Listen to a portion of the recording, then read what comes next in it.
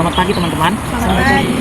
Di sini sebelum kita memulai bimbingan kelompok topik tugas pada hari ini, ada baiknya kita berdoa terlebih dahulu. Izinkan saya membawa doa menurut agama Kristiani, yang lain dapat menyesuaikan. Mari kita satu dalam doa. Ya Tuhan, Allah Bapa kami yang berada di kerajaan surga. Tuhan, pada hari ini kami akan melakukan bimbingan kelompok topik tugas yang berjudul yang pertama adalah pernikahan dini, yang kedua adalah prioritas cari uang daripada kuliah, yang ketiga adalah uang butuh mahal, yang keempat di mana-mana jalan macet, yang kelima adalah tidak masuk kuliah pertama ya Tuhan. Yang terakhir adalah bullying ya Tuhan. Berkatilah bimbingan kelompok topik bebas kami pada hari ini ya Tuhan. Berikanlah kelancaran pada bimbingan kelompok topik bebas kami pada hari ini ya Tuhan. Inilah doa hamba-Mu, kami berdoa dan mengucap syukur. Amin. Sebelum kita memulai bimbingan kelompok kita pada hari ini, izinkan saya menjelaskan apa pengertian dari bimbingan kelompok. Bimbingan kelompok adalah salah satu layanan membahas masalah umum tentang kelompok yang melibatkan dinamika kelompok. Selanjutnya, di sini saya akan menjelaskan tujuan dari bimbingan kelompok kita pada hari ini. Tujuannya adalah untuk mampu mendengarkan pendapat orang lain. Terus kemudian kita harus mampu bertanggung jawab atas pendapat yang akan kita kemukakan. Dan selanjutnya adalah kita harus mampu mengeluarkan pendapat, ide, dan saran di depan orang banyak.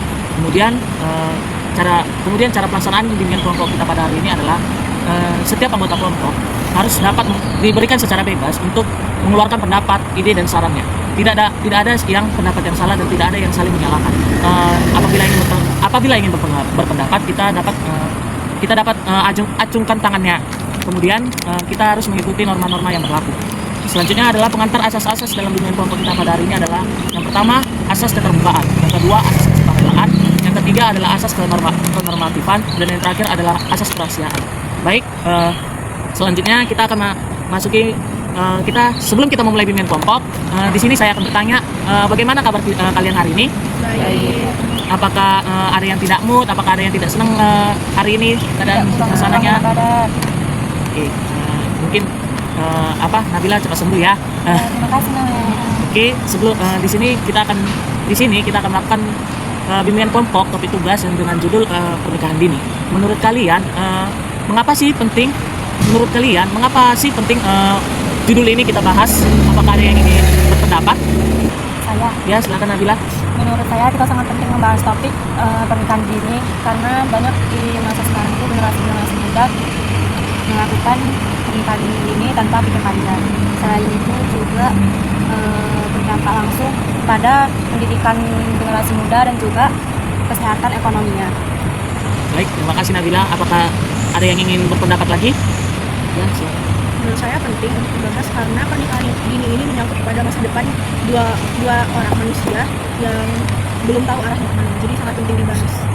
Ya, terima kasih Kak Kris. Oke, adakah yang ingin bertanya lagi? Adakah yang ingin berpendapat lagi? Ya, silakan. Karena pernikahan dini ini sangat berpengaruh terhadap masa depannya, jadi sangat penting untuk dibahas. Ya, jawabannya sangat bagus. Oke, apakah ada yang ingin bertanya lagi? Apakah ada yang ingin memberikan pendapat lagi? Baik, di sini saya akan bertanya kembali kepada anggota kelompok. Menurut kalian, apa sih faktor penyebab dari pernikahan dini ini? Apakah ada yang ingin mengeluarkan pendapatnya? Ya, silakan Kak. Menurut saya yang menjadi faktor penyebab pernikahan dini itu bisa jadi karena faktor ekonomi, di mana banyak keluarga yang sekarang sedang mengalami krisis keuangan ya.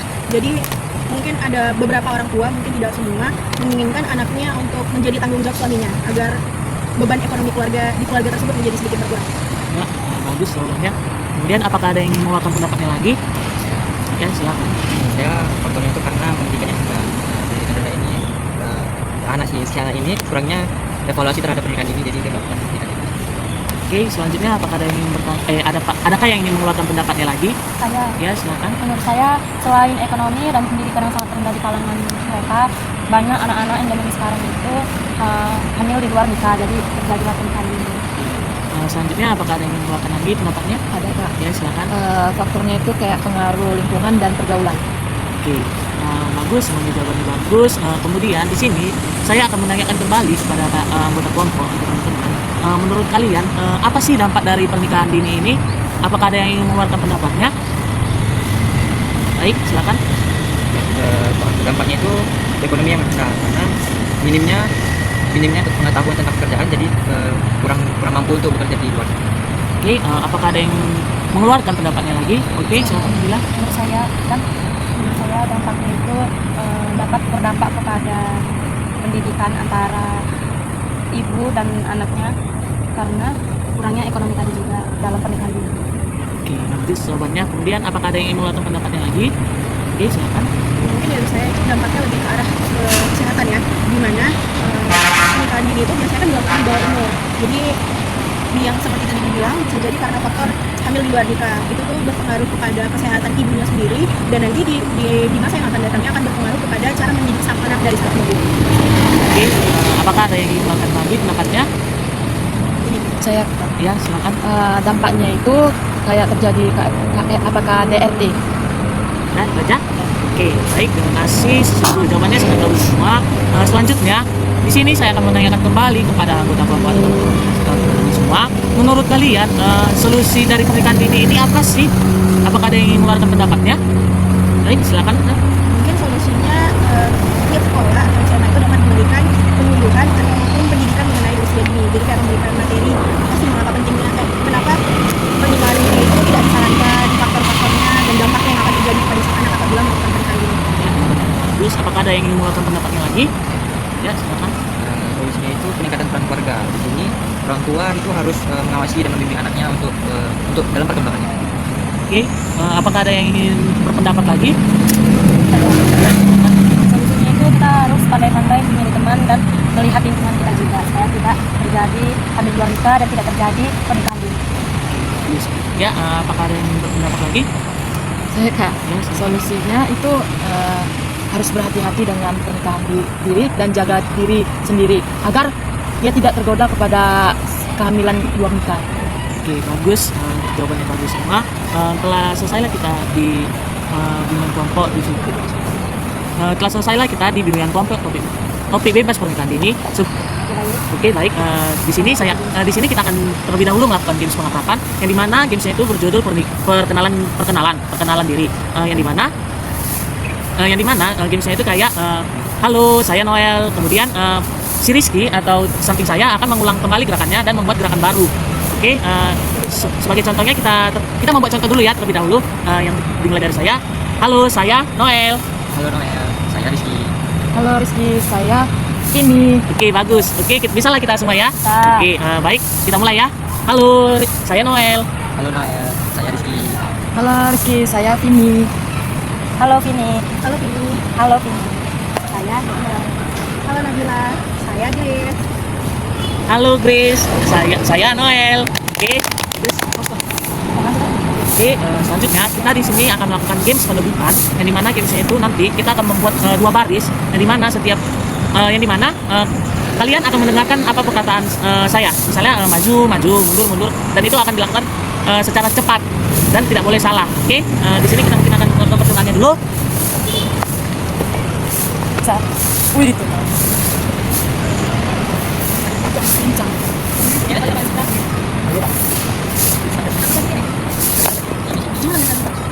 Baik, di sini kita akan membuat contohnya terlebih dahulu ya. Misalnya saya bilang maju, mundur, kiri, kanan. Nanti saya akan membuat dengan secara cepat ya, harus melakukannya secara cepat. Maju, mundur, kiri, kanan. Maju, mundur, kiri, kanan. Salah ya. Oke, kita ulangi lagi. Harus cepat ya, harus pas dia gerakannya. Jalan aja boleh kan? Jalan aja. Boleh, jalan aja pun bisa agar cepat. Oke, baik. Kita mulai ya. Kiri. Kanan, kiri. Mundur, maju, kiri, kanan. Oke, baik. Terima kasih. Oh iya, Iya, dalam jawab. Oke, topik pertama yang pernikahan dini telah selesai. Selanjutnya akan dijelaskan dengan topik kedua yang dijelaskan oleh Rizky. Oke, sekian dari saya. Oke, di sini saya akan melanjutkan dari BKP pertama kita tadi yang berjudul pernikahan dini. Di sini topik kedua yaitu prioritas mencari uang daripada kuliah. Nah, di sini saya bertanya, mengapa sih pentingnya kita membahas topik ini? Saya Silakan Nabila. Menurut saya kita sangat penting membahas topik prioritas kerja dibanding kuliah, karena banyaknya anak-anak sekarang tuh tentangnya ekonomi yang dialami, jadi dia lebih memilih kerja sambil kuliah, jadi dia lebih nyaman kerja dibanding kuliah, maka dia lebih prioritaskan kerjanya dibanding kuliah. Ada lagi yang ingin menyampaikan pendapatnya? Oke, menurut saya penting KBM dibahas karena seperti yang dibilang si Nabila, mungkin karena faktor ekonomi, makanya banyak siswa-siswa atau anak muda yang lebih memilih bekerja untuk mendukung finansial dari keluarganya agar tidak memberatkan beban dari orang tua tersebut. Oke, terima kasih Noel. Ada lagi yang ingin menyampaikan pendapatnya? Ya. Menurut saya topik ini penting untuk dibahas karena agar mahasiswa lebih sadar lagi akan pentingnya keseimbangan antara pendidikan dan pekerjaan. Jadi walaupun misalnya kebutuhan ekonomi itu penting, tapi di atas kepentingan itu masih lebih penting pendidikan. Terima kasih. Ada lagi yang ingin menyampaikan pendapatnya? Saya Kak, untuk mendorong perintah dan lembaga pendidikan menyediakan dukungan bagi mahasiswa yang bekerja sambil kuliah. Ya, terima kasih semuanya telah menyampaikan pendapatnya. Nah, saya di sini akan menanyakan kembali apa faktor penyebab dari topik ini. Ya, silakan Kak. Menurut saya yang menjadi faktor penyebab kenapa seseorang mahasiswa lebih mementingkan cari uang daripada kuliah itu karena kondisi atau keadaan ekonomi keluarga yang mendesak atau bisa dibilang butuh uang yang menyebabkan dia lebih merasa mementingkan kebutuhan ekonomi daripada pendidikannya. Oke, terima kasih Kak. Ada lagi yang ingin menyampaikan pendapatnya? Menurut saya faktor penyebabnya itu mungkin terutama dari finansial, tapi ada juga menurut saya itu dari mungkin kurang minat untuk memasuki perkuliahan atau kurang minat dalam pendidikan, makanya anak muda lebih mencari lebih mementingkan mencari uang daripada kuliah gitu. Oke, terima kasih. Ada lagi yang ingin menyampaikan pendapatnya? Saya, Ya, Nabila, silakan. menurut saya faktor penyebabnya itu karena tadi dia kuliah sambil kerja, uang kuliahnya itu tinggi dan beasiswa pun mana-mana sudah penuh, jadi dia kerja prioritas kerja sambil kuliah. Oke, terima kasih. Ada lagi yang ingin menyampaikan pendapatnya? Saya Kak, Ya, silakan. lingkungan sekitar itu memprioritaskan kerja dibanding pendidikan. Oke, terima kasih. Nah, kita tahu faktor penyebabnya, dampak dari topik ini apa sih yang kalian tahu? Saya Silakan Nabila. dampaknya dia akan berhenti kuliah karena dia lebih fokus dalam pekerjaannya tadi. Ya, terima kasih. Ada lagi yang menyampaikan pendapatnya? Menurut saya dampaknya itu yang dari misalnya dari segi kurang minat dari pendidikan, mungkin dampaknya itu anak muda lebih memilih akan berhenti dan tidak melanjutkan ke jenjang selanjutnya dan memilih mencari uang karena mencari uang itu lebih nyata daripada ke jenjang selanjutnya. Jadi kayak lebih ada hasilnya mencari uang daripada ke jenjang selanjutnya. Ada lagi yang ingin menyampaikan pendapatnya? Ya, Mungkin dampak yang dari saya itu jadi penyesalan di masa depan ya karena tidak menyelesaikan pendidikannya terlebih dahulu dan lebih mementingkan dunia. Oke, terima kasih. Ada lagi yang menyampaikan pendapatnya? Saya Kak, Ya, silakan. itu kayak gini Kak, gagal membangun fondasi, mengetahui dan keahlian profesional. Nah, kita kan sudah tahu nih mengapa penting, faktor penyebab dan dampaknya. Bagaimana sih solusi yang harus kita berikan? Ada yang menyampaikan pendapatnya? Saya Ya, mungkin solusinya itu adalah orang tua harus lebih bekerja keras lagi untuk mencari uang sehingga anak tidak memikirkan untuk mencari uang dan lebih mementingkan ke dalam dunia pendidikan atau ke dalam jenjang selanjutnya. Jadi anak tidak mementingkan lagi untuk mencari uang gitu. Oke, terima kasih. Ada lagi yang menyampaikan pendapatnya? Mungkin dari saya menyarankan untuk lebih memilih pekerjaan yang fleksibel di mana contoh pekerjaannya itu ada seperti bisnis online atau pekerjaan yang freelance yang tidak mengganggu jadwal kuliah. Terima kasih. Ada lagi yang menyampaikan pendapatnya? Ya, Jadi menurut saya solusinya itu orang tuanya harus lebih mendukung erat si anak ini memikirkan matang-matang sebelum memasuki dunia perkuliahan atau ya, jadi tidak terjadi lebih prioritas kerja dibanding kuliah. Oke, terima kasih. Ada lagi? Saya Ya, silakan. membuat jadwal yang disiplin antara kuliah dan kerja itu pada waktu. Oke, terima kasih telah melakukan kegiatan PKB bersama saya di sini. Baik, terima kasih Rizky atas pembahasan topik yang kedua mengenai lebih memprioritaskan mencari uang daripada kuliah. Selanjutnya kita akan masuk ke topik ketiga. Topik ketiga yang akan kita bahas itu adalah mengenai harga buku yang mahal. Jadi saya di sini ingin bertanya kepada teman-teman semua yang ada di sini, kira-kira menurut teman-teman mengapa penting topik harga buku mahal itu untuk kita bahas? Apakah ada Saya baik, menurut saya topik ini penting kita bahas karena kita dapat mengetahui alasan mengapa buku-buku sangat mahal ketika dijual. Baik, terima kasih pendapat yang bagus. Selanjutnya apakah ada lagi yang ingin memberikan pendapat? Karena harga buku mahal ini dapat mempengaruhi dalam minat belajarnya. Ada lagi yang ingin berpendapat? Dapat menjadi beban biaya yang sangat banyak bagi keluarga-keluarga mahasiswa yang tidak mampu. Oke, baik, terima kasih. Apakah ada lagi? Saya Kak, itu uang buku yang mahal dapat menjadi beban, biaya yang signifikan bagi siswa dan keluarga. Ya, baik, terima kasih. Pendapat yang bagus. Selanjutnya saya ingin bertanya lagi kepada teman-teman. Kira-kira apa sih yang dapat menjadi faktor penyebab dari harga buku yang mahal? Karena kewajiban untuk membeli buku di sekolah tersebut. Jadi yang penerbit ini bebas menaruh harga setinggi mungkin. Apakah ada lagi yang ingin berpendapat? Saya faktor penyebabnya mungkin karena biaya bukunya atau biaya penulisnya yang banyak. selain uang buku, maksud saya selain dari uang gedung, dari apa, menurut saya dari segi listrik, dari segi gaji karyawan, dari segi perlengkapan dari membuat uang buku itu ya mungkin mahal lah ya, sekitar jutaan hingga puluhan juta, apalagi mesinnya, membuat mesin bukunya itu kan sangat mahal, jadi faktornya itu jadi itulah bisa menjadi salah satu faktor apabila uang buku itu sangat mahal diperjualkan. Baik, terima kasih. Selanjutnya apakah ada lagi yang ingin ditambahkan? Saya Kak, harga buku yang mahal dapat disebabkan oleh biaya produksi, distribusi, dan keuntungan penerbit. Selanjutnya kita kan sudah mengetahui mengapa penting dan faktor penyebabnya. Jadi menurut teman-teman, dampak apa yang ditimbulkan dari harga buku yang mahal? Menurut saya dampak dari uang buku mahal itu adalah karena orang tua merasa terbebani dalam segi finansial, karena setiap buku pasti berbeda-beda harganya, dan setiap buku harus sudah dibayar. Jadi menurut saya orang tua merasa terbebani dari segi finansial gitu. Selanjutnya apakah ada lagi yang ingin ditambahkan? Menurut saya dampaknya itu dari sebenarnya menjauhnya, tapi bisa prestasi anak itu sangat turun karena dia tidak dapat belajar sepenuhnya dari buku kalau tidak mampu membeli buku di hari. Ada lagi yang ingin ditambahkan? Saya kan menurut saya dapat itu meningkatkan praktik ilegal kan, karena kan banyak siswa yang memfotokopi bukunya yang menggunakan praktik tadi. Apakah ada lagi? Saya Kak, keterbatasan akses uang buku yang mahal dapat membatasi akses pendidikan bagi siswa yang kurang mampu. Kita sudah mengetahui banyak ya tentang harga buku yang mahal. Kira-kira adakah teman-teman yang setidaknya dapat memberikan solusi terkait permasalahan harga buku yang mahal ini? Menurut saya sekolah atau perguruan tinggi lainnya dapat memproduksi buku-buku digital maupun buku-buku pinjaman dari perpustakaan. Selanjutnya ada lagi? Solusinya itu pemerintah dan sekolah itu dapat menyediakan buku gratis yang dan siswa. Apakah ada lagi? Baik, saya tak. Menurut saya solusinya itu adalah bisa jadi penerbitnya membuat ulang bukunya itu versi ulang, yang mana itu akan diperjualbelikan yang lebih murah, karena kan itu lebih dapat dijangkau oleh siswa-siswa atau mahasiswa gitu ya kan. Baik. Apakah ingin memberikan pendapat? Saya Kak, perpustakaan dapat menjadi sumber buku yang lebih murah dan mudah diakses.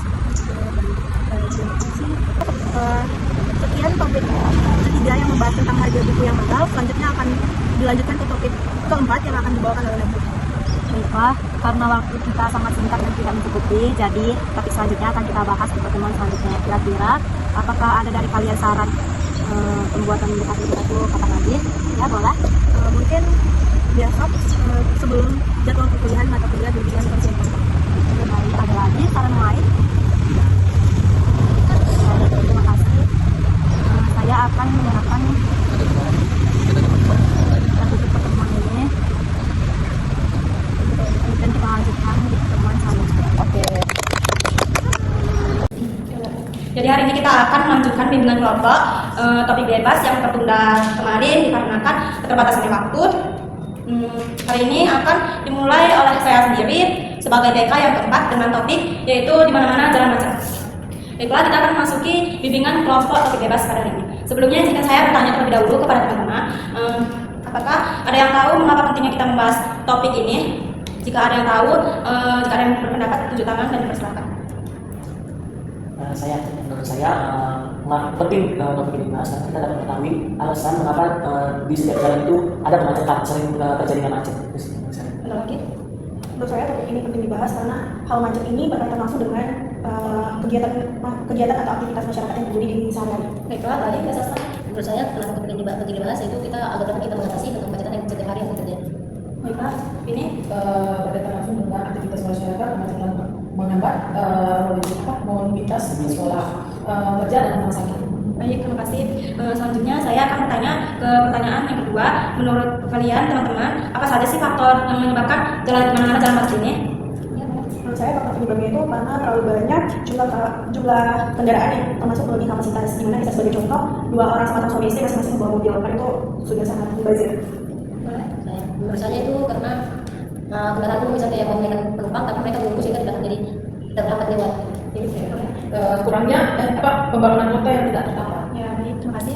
Saya itu faktor penyebabnya lebih ke infrastrukturnya ya, infrastruktur jalannya mungkin kecil gitu kan dihadapi dengan kota-kota yang banyak penduduknya gitu, jadi sering terjadi macet apalagi di waktu pergi kerja dan pulang kerja. Baik, terima kasih. Sekali lagi saya ingin bertanya mengenai apa sih dampak-dampak dari di mana-mana jalan mas ini, apakah ada yang tahu? Menurut saya dampaknya itu kayak bisa kayak menimbulkan polusi udara karena kendaraan itu kan kadang ada yang berasap gitu, jadi kayak polusi itu percuma gitu. Lagi? Nah, menurut saya itu lebih ke apa sih tadi? Oh ya, Apakah ada yang lagi? menurut saya itu dampaknya itu lebih ke beberapa waktu. Jadi orang yang mau berangkat kerja jadi bisa terhambat atau jadi terlambat gitu karena di mana-mana jalan macet. Oke, baik. Apa ada lagi? Mungkin dampak dari saya itu dapat menimbulkan kerusakan lingkungan. Baik, ada lagi? Dan teman-teman? Saya biaya ekonomi membengkak, bahan bakar, produktivitas turun. Oke, baik. Jadi kita sudah mengetahui mengapa penting kita bahas topik ini, faktor-faktornya itu gimana, dapat gimana. Saya akan menanya kepada kalian semua teman-teman, bagaimana sih solusi kita terhadap di mana-mana jalan ini? Apakah ada yang bertanya? Mungkin lebih ke pemerintah membatasi kendaraan pribadi. Jadi buat teman-teman mungkin yang keluar bisa naik angkutan umum atau menumpang dengan teman yang searah. Lagi? Jadi menurut saya solusinya itu mungkin pemerintah bisa membuat infrastrukturnya bagi pertama misalnya di jalan raya kan banyak macet tuh, jadi pemerintah bisa membuat tol atau bisa memperlebar jalan supaya jalan tersebut bisa lancar kembali gitu kan, sering macet. Lagi, nah menurut saya itu kalau misalnya tujuannya itu misalnya dekat, lebih baik kayak hal itu di sana untuk jalan saja gitu, jangan menunggu angkutan umum yang di mana angkutan umum itu kayak berbeda kemacetan. Lagi? Oke, saya penegak hukum dan aturan lalu lintas atas tegasnya, secara tegasnya. Baiklah, terima kasih kepada teman-teman yang sudah memberikan pendapatnya. Berakhirlah sudah topik bebas yang kita bahas itu topik di mana-mana jalan macet. Topik bebas yang selanjutnya akan kita bahas oleh ini, yaitu silakan ini. Tidak kuliah pertemuan pertama. Hari ini kita membahas topik tidak kuliah pertemuan pertama. Menurut kalian kenapa sih kita membahas topik ini? Menurut saya kenapa penting itu karena supaya kita lebih disiplin lagi apalagi di pertemuan kuliah pertama. Oke, ada lagi? Oke. Menurut saya kita sangat penting membahas topik ini agar kita dapat menemui solusi yang baik agar kita dapat memasuki kuliah di hari pertama. Menurut saya topik ini penting dibahas karena kuliah pada hari pertama itu merupakan fondasi awal untuk memahami struktur mata kuliah tersebut. Menurut saya setuju dengan pendapatnya Chris karena kita seperti kita bahas karena kita dapat mengetahui fondasi dari atau struktur dari mata kuliah tersebut atau apa tadi. Oke, terima kasih. Saya akan lanjutkan selanjutnya. Apa sih faktor penyebab tidak kuliah masuk pertama? Mungkin lebih kurangnya informasi mengenai jadwal kuliah. Oke, silakan. Mungkin dia malamnya begadang, jadi dia tidak mendengar alarm, jadi dia telat. Oke. Mungkin si mahasiswa tadi kayak orang pede atau malu gitu di pertemuan pertama, jadi dia nggak mau datang kami terlambat. Menurut saya Pak itu mungkin mahasiswa baru itu ya ada berhalangan hadir karena ada acara keluarga atau acara duka gitu. Oke, terima kasih semuanya. Selanjutnya saya akan menanyakan dampaknya. Menurut saya dampaknya itu kayak kita nggak tahu apa dari kontrak, karena kan yang pertama itu penyampaian kontrak kuliah, jadi kita tidak tahu apa kontrak yang disampaikan oleh dosen. Oke, silakan. Mungkin menurut saya itu kesulitan adaptasi dengan teman-temannya, teman-teman kelas. Terima kasih. Silakan. Menurut saya itu dampaknya yang pertama itu seperti yang Agus bilang kita tidak dapat adaptasi terhadap kejelasan. Kemudian saya tidak setuju dengan pendapat dari Sasa kalau kita harus dampak itu kita tidak mengetahui kontrak-kontrak yang akan kita jalani selama mata kuliah tersebut. Oke. Menurut saya dapat itu dia menjadi ketinggalan informasi selanjutnya yang mau dilakukan dari dosennya. Ada pengumuman berikut. Oke, terima kasih. Selanjutnya apa sih solusinya itu? Iya. Menurut saya solusi yang dapat saya berikan adalah dengan membangun mindset yang positif dan proaktif, yang dengan menganggap pertemuan pertama sebagai momen penting untuk suksesnya akademik. Terima kasih. Oke, lanjut. Menurut saya baiknya kita mengatur jadwal sebelum hari-harinya agar kita dapat bisa bangun pagi dan tidak terlambat. Oke, terima kasih. Menurut saya solusinya itu kayak kita lebih ke gimana ya, misalnya kalau kita terlambat di malam itu kita bisa siap gitu diberikan besok paginya. Oke. Udah Ada ada. yang lain yang bertanya? Menurut saya adalah siswa yang tidak mengikuti pertemuan pertama harus dapat mencari informasi yang akan terjadi selanjutnya itu. Oke, baik. Terima kasih semuanya. Saya akan lempar ke Mas Sasa. Baik, terima kasih semuanya. Di sini saya menjadi terakhir yang dimana pada hari ini topik ini dari topik pembahasan kita itu bullying.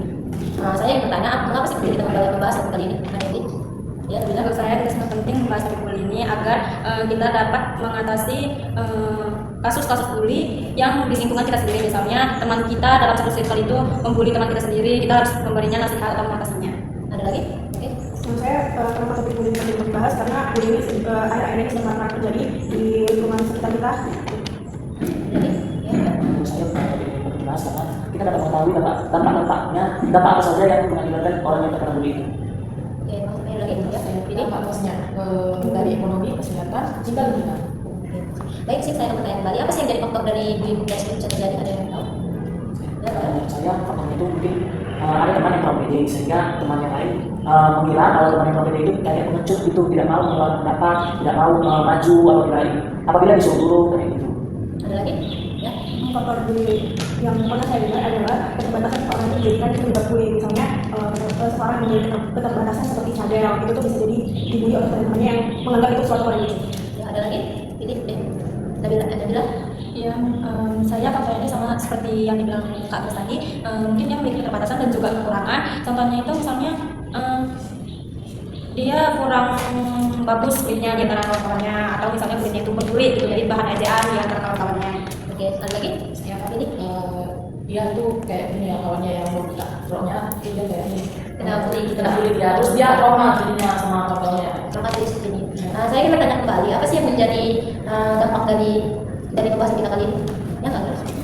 Jadi menurut saya dampak dari bullying itu sendiri adalah membuat seseorang itu merasa berkecil hati atau bisa jadi minder untuk berpenampilan atau show off di depan publik. Oke, ada lagi? Menurut saya mungkin ada orang yang menjadi dampaknya itu jadi trauma gitu atau menjadi kurang pede terhadap dirinya sendiri gitu. Oke, ada lagi?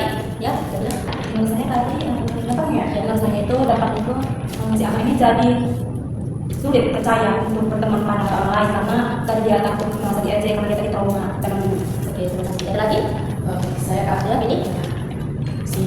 si siswa ini ini ya nggak apa kalau saya kepada teman-temannya gitu, kayak dia berteman terus dijahatin di belakang gitu. Oke, terima kasih. Baik, saya ingin bertanya sekali lagi. Apa sih yang jadi solusi dari bullying ini? Ada yang tahu? Ya, Nabila. Menurut saya solusi itu kita kan juga punya kekurangan dan keterbatasan setiap orang masing-masing. Jadi kita tidak boleh mengikuti teman-teman yang mengejek teman lain terhadap keterbatasan itu kekurangannya. Kalau bisa kita memberikan saran kepada teman ini supaya dia tidak mengejek keterbatasan dia. Kita mengingatkan bahwa kita juga mempunyai keterbatasan dan kekurangan. Mungkin lebih daripada dia keterbatasan. Oke, ada lagi? Ada lagi? Ya. Mungkin lebih ke memberikan pendidikan di sekolah untuk apa itu bahaya bullying, terus apa dampak dari bullying, faktor penyebabnya dan lain-lain agar siswa-siswa lebih paham mengenai bullying itu sendiri. Oke, ada lagi? Ya. Menurut saya itu dari pihak orang tuanya harus mengantisipasi untuk anaknya agar tidak membuli orang lain atau tidak membuli kekurangan dari orang lain tersebut gitu. Oke, ada lagi? Ini gimana? Saya Ya. teman ini tidak perlu lagi membuli temannya dan berkawan berbaik kepada temannya. Oke, terima kasih. Baik, mungkin sekian dari bimbingan kelompok kita. Oke, gamesnya itu tadi saya akan menunjukkan seorang menunjukkan nama hewan atau nama buah, terus teman selanjutnya itu akan menyebutkan terlebih dahulu nama buah atau hewan yang disebutkan teman sebelah, baru dia menyebutkan kembali dan begitu berulang-ulang. Saya contohkan ya, misalnya kalau saya bilang cacing, terus saya tidak bilang selanjutnya, saya bilang sebut ya, penting cacing, saya bilang pertama ya, apel, Strawberry. selanjutnya nggak boleh, apel, Berbeda mangga. oke, Noel. Atau Contoh. Oke. dari ini Kita mulai dari nama buah-buahan, mulai dari sini. Cherry. jadi atau Cherry apel mangga. Jadi akan mangga sama. Jadi mangga aku sama Jadi salah. Tidak tahu soalnya. Baik, saya ulangi dengan nama hewan. Kucing. kucing domba Kucing domba babi. Kucing, domba, anjing. kucing babi Kita lagi, mulai dari Kagis ke Noel. Nama? Nama Orang. orang. iya Nama orang. Grace. Grace. Ya, kita ulas sekali lagi mulai dari nama presiden. Yes. Sampai itu kita mau orang kita. Mulai dari Kita ulas sekali lagi mulai dari nama universitas. Unimed. Unimed UPI. Unimed, UPI, Gajah Mada. Unimed, UPI, Gajah Mada, USU. Unimed, UPI, Gajah Mada, USU, UMA. Unimed, UPI, Gajah Mada, UNSU, UMA, UPRI. Oke, siap. Baik, terima kasih sudah mau bermain dengan bersama saya. Di sini saya ingin menanya apa sih yang menjadi komitmen dari teman-teman semuanya tentang bimbingan kelompok kita ini? Ada yang tahu? Jawab? Kita guys.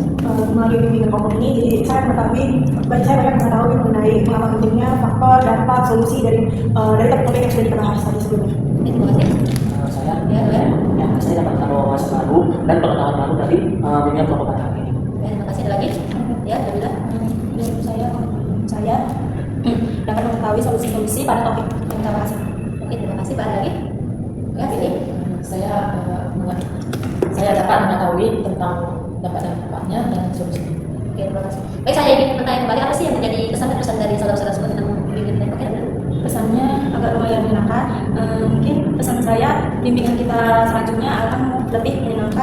lebih memilih tempat yang strategis.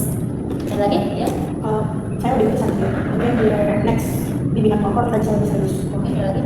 Saya sih lebih besarnya saya terhadap bimbingan kelompok kita ini adalah sangat asli, terus saya bisa bertambah wawasan baru terhadap topik yang kita bahas hari ini. Oke, ada lagi? Mbak ini? Saya Oke. pesan saya itu adalah saya mengetahui tentang bimbingan kelompok ini. Baik, terima kasih saudara-saudara semuanya sudah mau mengikuti bimbingan pada kali ini. Di sini saya ada BM3 mengisi saudara. Oke, terima kasih saudara-saudara semuanya. Setelah berakhir bimbingan kelompok kita pada hari ini, sebelum kita bubar atau balik ke tempat masing-masing, kita ada baiknya kita berdoa. Izinkan saya membangun doa dalam umat Kristiani dan teman-teman yang lainnya menyesuaikan. Terima kasih Bapak, terima kasih Yesus atas berkat dan kemurahan-Mu. Kami telah selesai melakukan bimbingan kelompok kami pada hari ini. Yang dimana kami telah selesai melakukan bimbingan kelompok yang hari sebelumnya. Dan Bapak kami akan kembali ke rumah kami masing-masing, berkati kami di perjalanan sampai dengan selamat di tempat kami masing-masing tanpa suatu kekurangan Bapak. Ya Bapak, tidak lupa kami berdoa bagi orang tua kami, apapun yang mereka kerjakan, apapun yang mereka lakukan, kami berkati Bapak, kami berikan bagi kami anak-anak. Dalam nama Anakmu kami bersyukur bagi Amin. Baik, sebelum kita buka, kita bernyanyi Laskar Pelangi. Coba itu dua. Satu, dua, tiga. Laskar pelangi takkan terhilang waktu, bebaskan mimpimu di angkasa.